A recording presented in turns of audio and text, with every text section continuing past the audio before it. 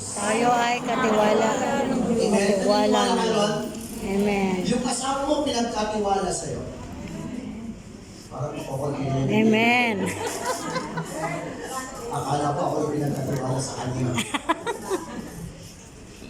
Yung kayamanan mo ay pinagkatiwala sa'yo. Amen. Yung lahat ng ari-arian mo, ipinagkatiwala sa'yo. Amen. Yung trabaho mo, ipinagkatiwala sa'yo. Amen. Yung oras mo, ipinagkatiwala sa'yo. Amen. At ipinagkatiwala ng Diyos ang kanyang mga salita sa bawat isa sa atin. Trustees is an individual person or member of a board given control or powers of administration of property in trust with the legal obligation to administer solely for the purpose specified. So yan po yung trustee. Ang isang trustee ay pinagkatiwalaan ng mga ari-arian at ine-expect na ang bawat trustee ay mayroong katungkulan na dapat lakaran. Ano po? Kaya tayo daw ay mamuhay na parang mga katiwala. Meron ba itong katiwala? Amen. Hindi ba't katiwala tayo pag tayo sa trabaho, tayo na yung mga katiwala? Lalo na pag iniwanan ka na o may mga ibinigay na sa iyong mga trabaho, katiwala na po tayo eh. Ano? So alam na alam natin ano ang ibig sabihin ng katiwala. Ibig sabihin, kung tayo po ay ipinagkatiwalaan ng Panginoon, meron din tayo mga responsibilidad na dapat natin nilalakaran o ginagawa. At yung pong ipinagkatiwala sa Kanya ay binigyan po siya ng talent. Now in the Bible, a talent is a weighing measure composed of around 60 manes, sabi niya of the Bible. This is equal to about 120 pounds or that is about 54 kilograms. It is a measure of silver. Ano ba? Of silver. But if the talents, let's say it's not about silver kasi mas mataas po yung gold. Halimbawa po, hindi naman sinabi kong talent of silver, pero yung talent po, we can also use as a reference yung pong gold. So yung gold po, let's say a 54 kilograms of gold is worth $1. Ano po? Is worth in US dollar is 3,060,815. Yan po pala yung value ng isang talent sa panahon natin ngayon. At sa peso, ito po yung maabot ang 153,040,750 pesos in one talent. And 3 of them have been entrusted. Sabi, to one, he gave 5 talents. Wow, ang dami rin pinagkatiwala sa kanya. To one, 2 talents. And then to one, 1 talent. Binigyan siya ng 1 talent. Ano po? Now, if each talents of gold cost that much, it is reasonable for the owner, or it is reasonable to assume that the owner of the talents have entrusted much to them. Ibig sabihin, pag tayo pinagkatiwalaan ng kahit 1 talent lang, yung pinagkatiwalaan ka ng 150 million, that's a lot kung tutusin. Ano po?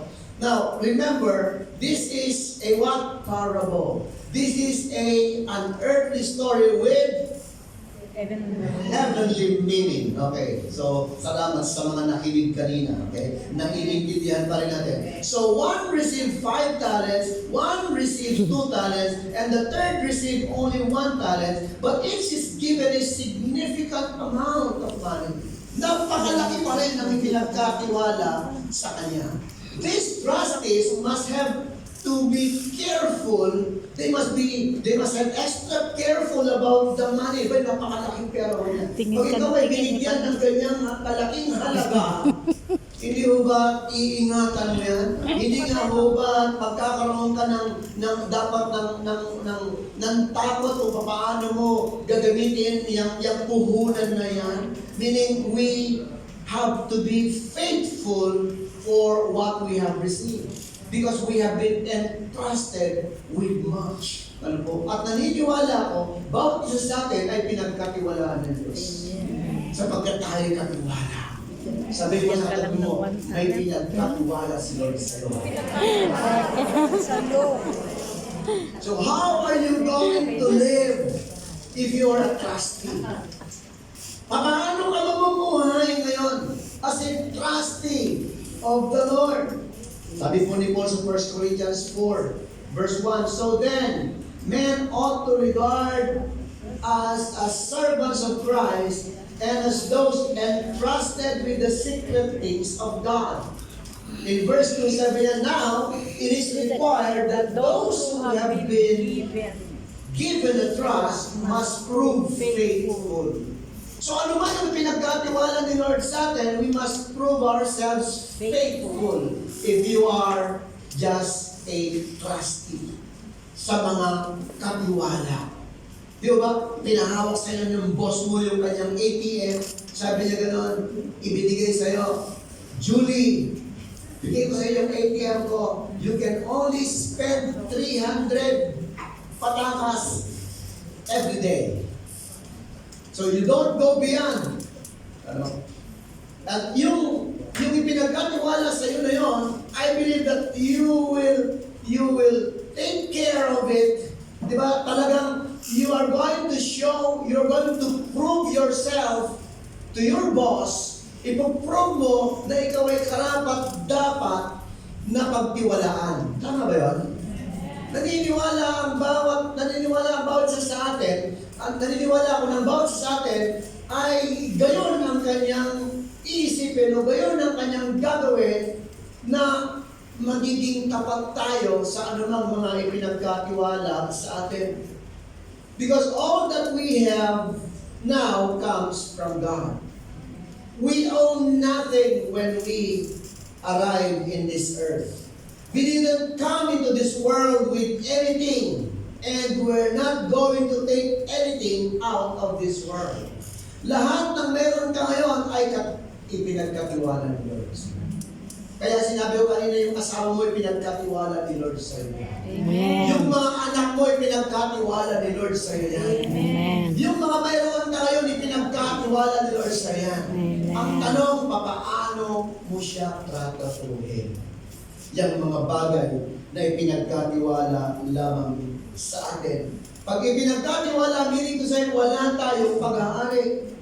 Meaning to say, wala tayong mga karapatan na gawin lamang kung ano yung gusto natin sapagkat mananagot tayo. Kasi ipinagkatiwala lamang sa atin ng Panginoon. Kaya mga kapatid, yung oras mo, ipinagkatiwala rin ni Lord sa iyo. Paano mo kino-consume yung time mo? Do you still have time for the Lord? Do you still have time to worship and to honor Him? Yung mga perang ibinigay sa iyo ng Panginoon, how are you going to consume them? Do you have some amount for the Lord? Or do you want to spend it all for your own sake? Akin to, ako mamamahalan to. Gawin ko kung ano yung gusto kong gawin. Ibilihin ko kung ano yung gusto kong bilhin. Ganun ho ba yung katiwala? Hindi ho. You are to always give regard to what you have received from God. And everybody says. Amen. So ito po ang dapat natin maintindihan because Ecclesiastes chapter 5:15 says, people come into the world with nothing. And when they die, they live with nothing. They might work hard to get things, but they cannot take it with them when they die. You cannot take anything in this life. Kahit na ano pang pilit natin o isip natin, di ba yung iba pa nga, ginagawa nila, ibinabaon kasama sa kanila yung kanilang mga kayamanan. It will only be taken also away from them kapag ginawa po nila yun. Bakit? Kasi may mga magnanakaw, kukunin pa rin yun. At pag-i-increasean pa rin yung mga bagay na yun. What you have, you simply have to get use for it. How long will you be able to use that?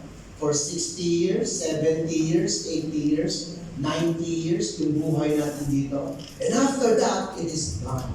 Tapos na. Ano po? Kaya importante, maintindihan natin, it is God who have entrusted all the things that we have. That is the first principle. or first imperatives of eternal values. If you want to store eternal values in heaven, be reminded that you are but just a trustee. Again, sabihin natin sa katabi natin, we're just a trustee. We're just a trustee. So yun po sinabi niya, again, sabi niya, it will be like a man going on a journey who called his servants and entrusted his property to them. Whose property? Kaninong property yung pinagkatiwala? Kay Lord. Lahat ng meron niya ngayon kay Lord yan. And we have to always be reminded of God because God owns everything. Sabi ng Bible sa Psalms, the earth is the Lord and everything that is in it. Pag-aari ng Panginoon, ang sanlibutan ng lahat ng mga naroon ay pag-aari ng Panginoon. That is why John says, do not love the world or anything that is in the world. For if you love the world, the love of the Father will not be upon you. Hindi ka mamahalin ng Panginoon pag minahal mo ang mundo higit sa Diyos. So, importante na atin lamang isipin palagi that is live like a trustee. And everybody said, second imperative of eternal values is that talent is allocated accordingly. Yung talento ay ibinigay ng Panginoon ayon sa kakayanan ng bawat isa. Hindi niya binigyan ng isang bagay dahil paborito niya, binigyan niya ng marami at yung isa naman ay kakaunti lang kasi hindi niya paborito. Hindi ako ng Panginoon. Ang pagbibigay ng Panginoon ng talento ay fair. It was distributed fairly. And everybody said, hindi ako binigyan ng Panginoon ng mas mataas na pananampalataya kaysa sa'yo. We have the same measure of faith. Pare-parehas tayo ng faith. Ang pinagkaiba lang natin, how are you using your faith? Paano mo ba ito ini-invest? Paano mo ba ito ginagamit itong faith na meron ka? But as per the Lord, pare-parehas tayong binigyan ng parehas na sukat. Same measure of faith. Sabi mo sa atin, we have the same measure of faith. We have the same measure of faith. Sabi niya verse 15, to one he gave 5 talents of money, to another 2 talents, and to another 1 talent, each according to his ability. Each according to his ability. Meaning to say, ito yung karapat-dapat na para sa'yo, sapagkat ito ang kaya mong gawin. So si Lord, nagtitiwala siya na magagawa ng bawat isa na pagyamanin ang bawat talento na ibinigay sa kanya. There is no such thing as a non-talent person. Pero ba ito walang talent? Lahat may talent. Okay? Sabi mo sa tabi mo,